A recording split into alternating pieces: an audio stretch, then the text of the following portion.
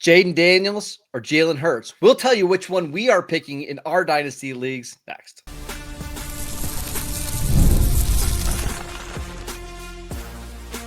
You are Locked On Dynasty Football, part of the Locked On Podcast Network. Your team every day.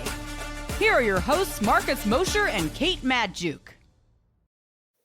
Welcome back to the Locked On Dynasty Football Podcast, part of the Locked On Podcast Network. Your team every day. We'd like to thank you for making us your first listen of the day. This episode is brought to you by FanDuel. From the first whistle to the final drive, FanDuel makes the NFL playoffs even more exciting. Right now, new customers can bet $5 and you'll get $300 in bonus bets if you win your first bet. Just visit FanDuel.com to get started. Welcome back. I am your host, Marcus Mosher. You can follow me on Twitter at Marcus_Mosher. Joining me today, as always, is Kate Madjuk. You can follow her on Twitter at Kate Madjuk. On today's show, we're going to be answering some Twitter questions, some mailbag questions. And this first one comes from Rick. He wants to know, which quarterback do you prefer in your Dynasty leagues, Jayden Daniels or Jalen Hurts? Kate, what are your thoughts? I'm going with Jayden Daniels. This isn't even close for me, right? Like I'm swaying in the way of the dude who's younger, who I think has just as much upside, a safe floor as a passer, a ceiling that I don't even think we've seen unlock just yet as a runner. There are certain risks because of Jayden Daniels' frame size. We've talked about him as like a Johnny Knoxville type player who plays with absolute disregard for his body. But I just think the ceiling is so high. And this is with an offense that basically only runs through Terry McLaurin and a 55-year-old Zach Ertz. Like, we have not seen the peak of Jayden Daniels just yet. Yeah, so this is really the battle for QB3 because Josh Allen and Lamar Jackson have a comfortable lead over these two quarterbacks in ADP. So we're talking about QB3 now. Kate, who do you believe is the better pure quarterback between Hurts and Daniels? I mean, I think just based on track record, you have to say Hurts at this point. Just because I actually disagree with you. I think it's the really. I think Daniels is already the better player. Interesting. Okay, give me your rationale, because I was kind of thinking in my mind, we already kind of know the safe floor with Jalen Hurts. I think, yeah, give me your rationale there, because I was kind of under the impression that maybe it was too early to. Well, I think that Daniels is already the better passer. You see him make some unbelievable throws into tight windows. They're asking him to do more as a passer. Hurts has a far better offensive line. He's got more weapons, a better running game. And yet there are still these games that just look so clunky on offense for Philadelphia, where as for Jayden Daniels, he's going on the road and winning playoff games where something rookie quarterbacks don't do. I think Jayden Daniels is the far better quarterback, but I think Jalen Hurts is the better dynasty asset, Kate. To me, I don't even know how close it is for a couple of different reasons.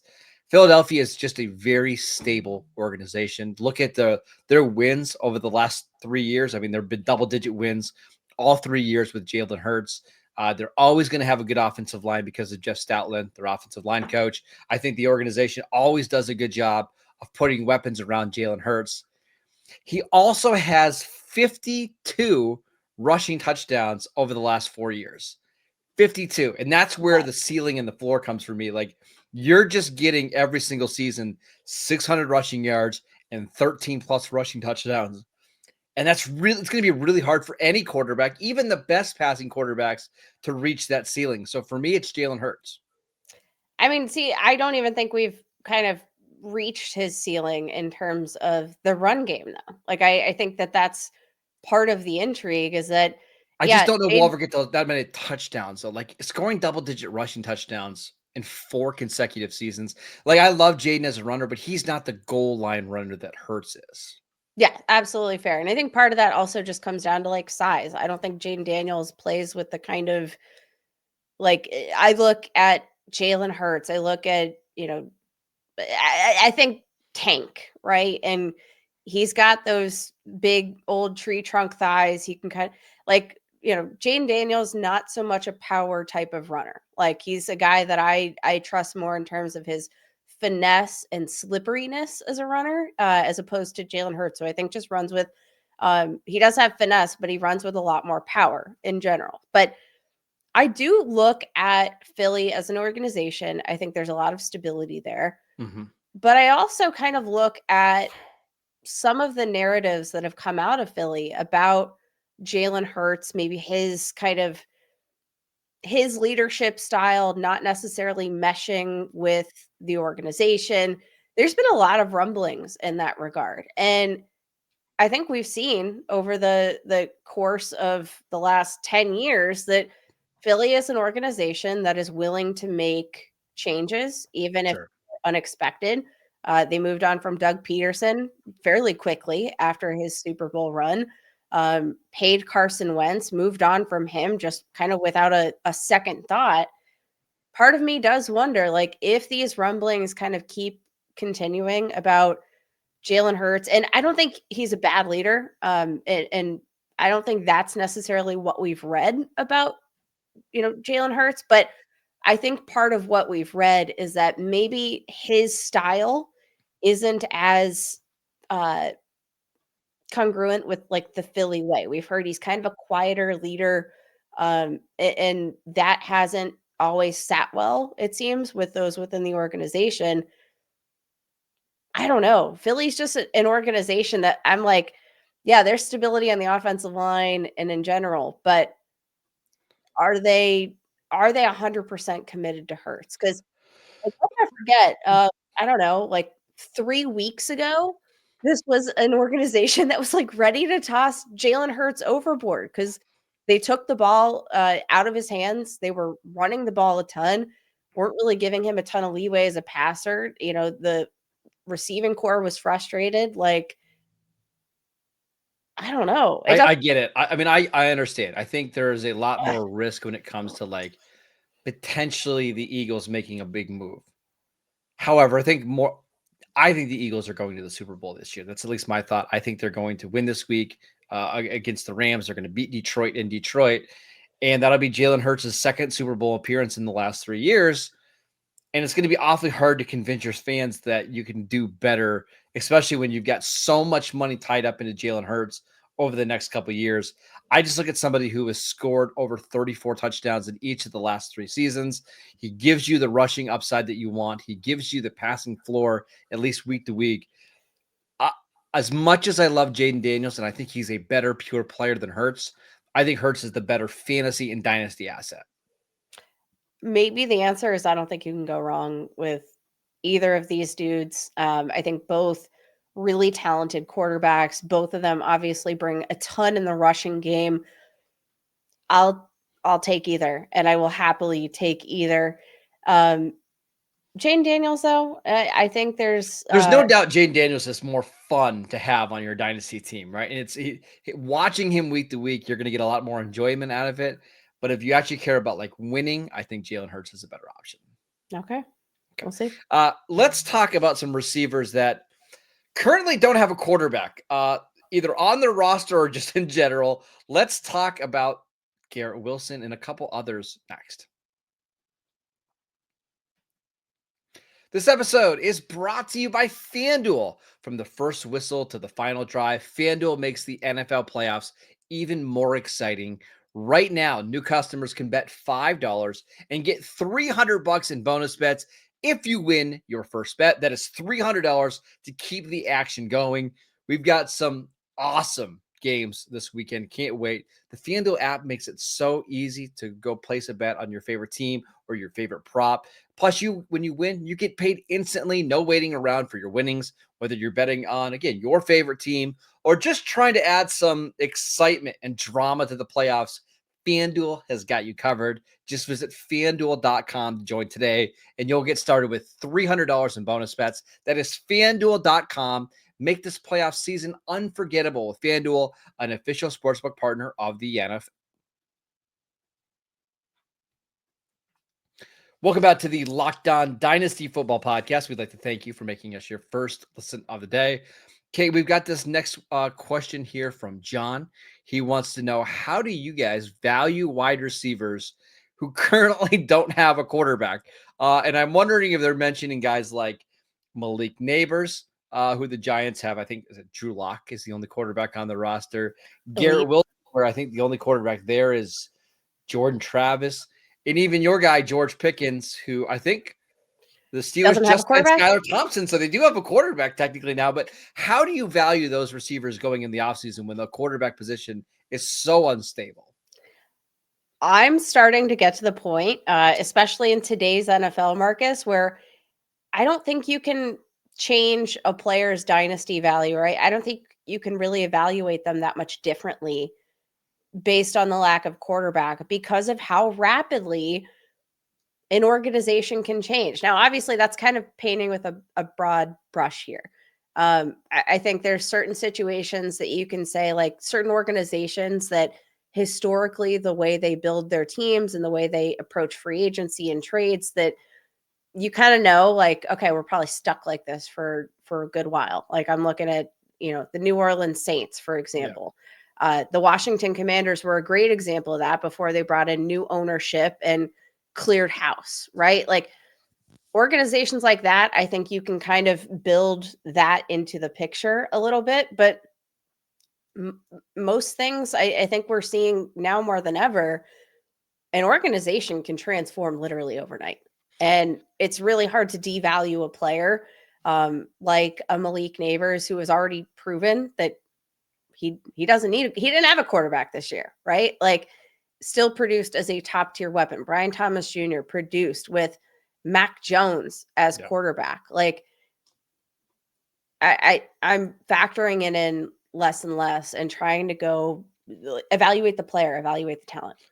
I wish I had a really good, thoughtful answer here, but sometimes it just depends on the player, because one of the theories that I've heard here is that we overvalue receivers that don't have good quarterbacks, because we always think, hey, if Malik Neighbors just had even a Baker Mayfield throwing him the ball, imagine what his numbers would be. But actually, the data shows if you have a really good quarterback, more often than not, that quarterback is going to make you efficient, but it's going to make the other players on the roster better as well. So they're going to be more efficient, meaning that you're not going to have to throw the ball 40 or 50 times. And usually, Kate, these bad to average quarterbacks, they're not good at throwing the ball to anybody else but the number one receiver.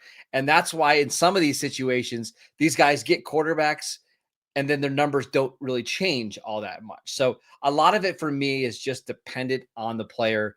But I do think like somebody like Malik Neighbors, who is being valued at wide receiver 3, I look at Amon-Ra St. Brown and CeeDee Lamb, who are being drafted directly after them. And then you have Jared Goff and Dak Prescott. It's a little bit more stable. And I think I would take the safety of those guys over somebody like Neighbors. But I also understand you chasing upside as well.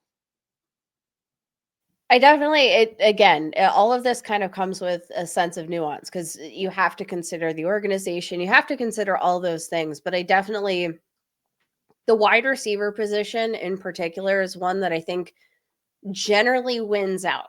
Like talent wins out. And I try to focus on that. You are right in regards to like when there's a bad quarterback, sometimes when they can't read the field, they know their first read. And the first read, usually their star wide receiver, the math gets a little easier because, they're hyper targeting one player. But you're right. Like the better the quarterback, they're not just going to force feed targets to one specific wide receiver just for the sake of, this is my first read, I got to get the ball out, I can't see the rest of the field. No, they're going to play the rest of the field and they're going to make the correct reads, or at least most of the time they should be. Well, let me give you an example of somebody that like this year. We saw Jerry Jeudy have a career year with Jameis Winston. I mean, Jerry Jeudy, I think, finished 4th or 5th in the NFL in receiving yards. And I think I'm sure there's a lot of people out there that think, hey, if the Browns can just get an average quarterback this year, Jerry Jeudy's numbers are going to be even better. I actually believe I don't think that's the case. The Browns were down in a lot of games because Jameis Winston is not a very good actual NFL quarterback, and that just led him to peppering Jerry Jeudy like crazy. So I think in some situations, I think you can see a guy being maximized. And but more often than not, I would say that's probably not the case. Yeah, I really like this question. It's just it's I think kind of a mixed bag. Can you give us an example of um a wide receiver? Like I know you said it's kind of dependent on the situation. Can you give us an example of a wide receiver who you value less because they don't have a quarterback versus a wide receiver who maybe gets that boost in terms of like, all right, he's the first read, he's the only option. He gets a boost from the fact that he doesn't have a quarterback. So a receiver that doesn't get a boost because of the one that we're maybe knocking a little bit because of the quarterback. I'm just I'm going thinking through. like Go Chris ahead. Olave. Yeah, I think Olave is a good one. I think Olave is the type of receiver that does need an accurate quarterback because most of his routes are coming down the field. And he's a good athlete, but not like a special athlete. I think Brian Thomas is actually an example of a receiver that I'm not knocking because of the quarterback play, because we saw him produce almost the same numbers this year with Trevor Lawrence throwing him the ball and Mac Jones throwing the ball. And some of his biggest games came with Mac Jones. So I think you're right. Like Olave is probably somebody I would knock. Brian Thomas, I would not.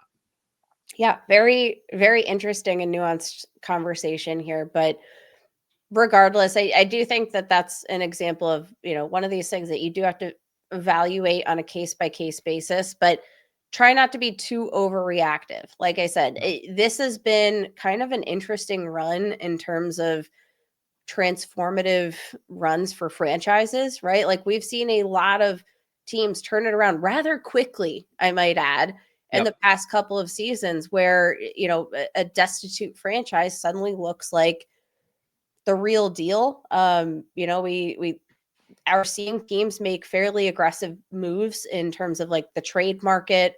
Um, Free agency has been kind of a wild, like it feels like we're in kind of the wild, wild west era of the NFL where teams are really they're getting aggressive, right? And I think that that's kind of been beneficial, like for these teams that are willing to make a huge overhaul. Look at the Denver Broncos, for example, like a team that really just kind of flipped the script on its head. I think there are a lot of teams out there that kind of have shifted the narrative, you know, in a big way that you probably wouldn't have expected for their wide receivers or what have you to be as relevant as they are. And sometimes it's just based on usage and not the quarterback play, because we saw last year Jackson Smith-Njigba basically do nothing as a rookie, and it's because he was being used only as a slot receiver and only as an underneath guy. They change his role, they give him more targets over the middle of the field, and now all of a sudden he's a top 13 receiver in our dynasty league. So sometimes it's not even the quarterback, it's more the system and the play caller, and you gotta factor that in there as well. All right, Kay, let's talk about the 2021 running back class, because we've got several players in that class that are eligible for extensions. Some of them are going to be hitting the open market here in 2025. Are there any running backs in this class that we think could go out to maybe a new team and have success? We will get to that next. This episode is brought to you by LinkedIn. Growing your small business in 2025 comes down to how well you can hire. And let's face it, better hires start with smarter insights. And that's where LinkedIn comes in. With the strongest hiring data available, LinkedIn helps you identify the right candidates, giving you the confidence to make the best decisions for your business. I've used LinkedIn Jobs myself, and I can tell you it's an absolute game changer when it comes to hiring the right fit. Small businesses are wearing a lot of hats, so every hire is crucial. LinkedIn gets that. That's why they connect you with the best candidates using data that you're not going to be able to find anywhere else, from unique skills and interests to the connections that you share. LinkedIn helps you find the right person for your job. In fact, 72% of small businesses say LinkedIn has helped them find high quality candidates. Hire smarter this year and find your next great hire on LinkedIn. Post your job for free at linkedin.com/LockedOnNFL. That is linkedin.com/LockedOnNFL to post your job for free. Terms and conditions apply. Welcome back to the Locked On Dynasty Football Podcast. We'd like to thank you for making us your first listen of the day. For your second listen, check out the new Locked On NFL show. 2 shows every single day. 1 in the morning with Tyler Rowland, 1 in the afternoon with Tony Wiggins, available wherever you get your podcasts. All right, Kate, let's talk about the 2021 running back class because we've got several running backs that could be on the move this offseason. Najee Harris was the first running back off the board in that class. He's expected to become a free agent. We touched on Travis Etienne, I believe it was on Tuesday's show, about how he could potentially be a guy that could get traded. We've seen a couple of these running backs already get deals, Chuba Hubbard, Ramondre Stevenson. But do you think between Najee, Javonte Williams, Travis Etienne, any of these guys could go somewhere else next year and become dynasty relevant? I mean, I definitely think Najee Harris has to be the name to watch here.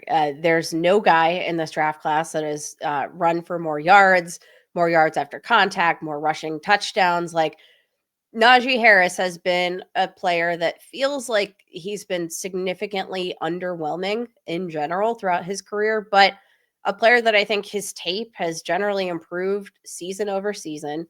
Decision making has improved season over season. And the circumstances in Pittsburgh, I just think have been pretty much anything that's bad for a running back. Offensive line, bad.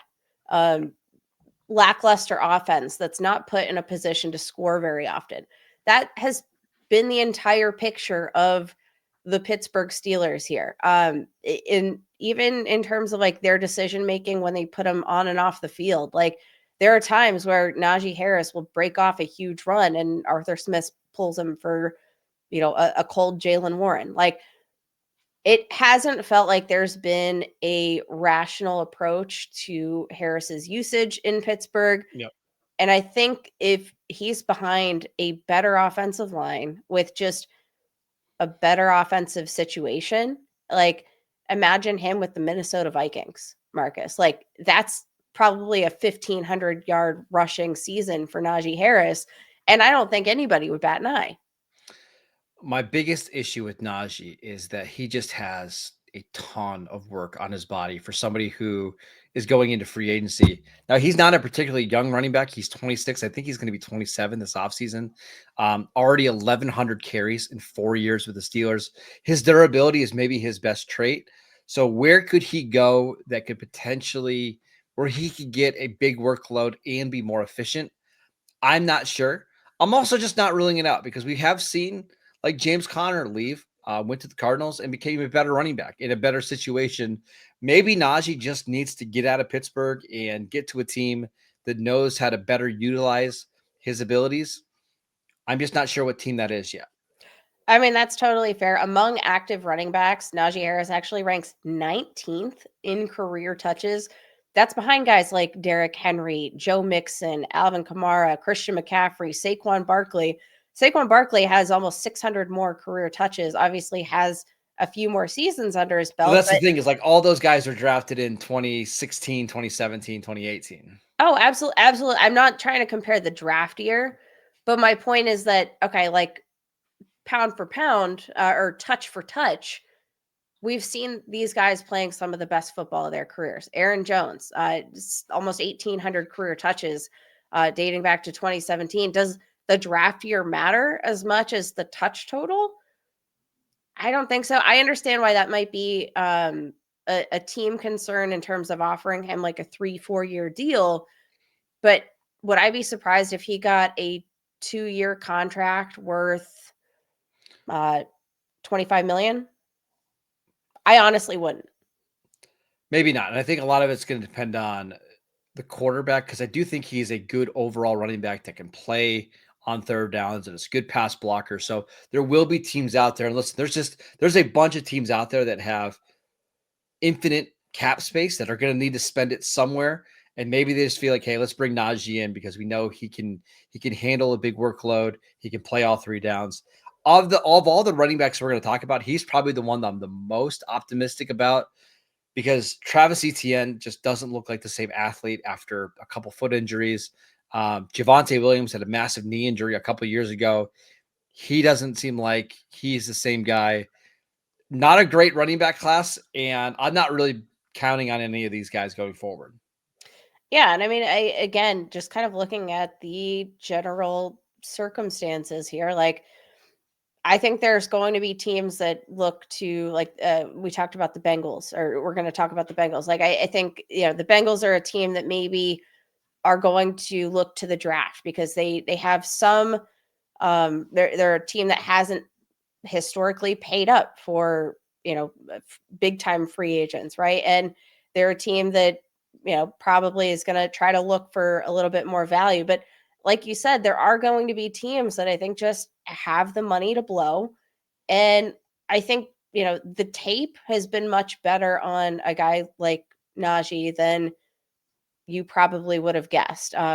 Teams with the most effective cap space per over the cap. Patriots, all right, they already paid Ramondre Stevenson. The Raiders, I don't feel like Najee would want to go to the Raiders. Commanders, the Raiders are a situation I actually think makes sense because the Raiders, their picks are 6-37, right? And I think the Raiders could potentially be a team that either makes a move up for a quarterback or just uses those picks to address their offensive line and defensive line. And they're looking at a running backfield right now of like Samir White and Sincere McCormick and Amir Abdullah.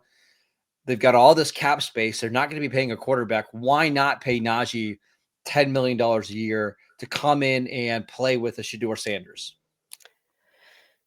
I guess it's a matter of like how that shakes up and what kind of organization Najee Harris wants to play in. Other teams that I could see being a really interesting fit, especially for fantasy. I mentioned the Minnesota Vikings. What about the Los Angeles Chargers, who we know want to run the crap out of the football and have a scheme that I think would be really favorable toward Najee Harris, playing with a good quarterback, with a good offensive coordinator, a good head coach. I think the Chargers have one of the most appealing free agents, spots among all these potential teams that need a running back.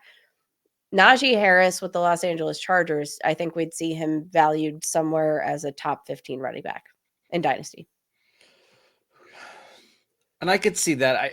I wonder if the Chargers are going to be willing to spend that much money on the running back position, but I also don't know if they can rely on J.K. Dobbins anymore, who continues to get banged up. Gus Edwards is getting quite a bit older, and it's not like they have other running backs in the stable that are ready to go. So maybe that is the best fit. And with the Chargers drafting, I'm looking at their order 22 and 55, my guess is they're going to want to use those either to get receivers or get to work on that defense.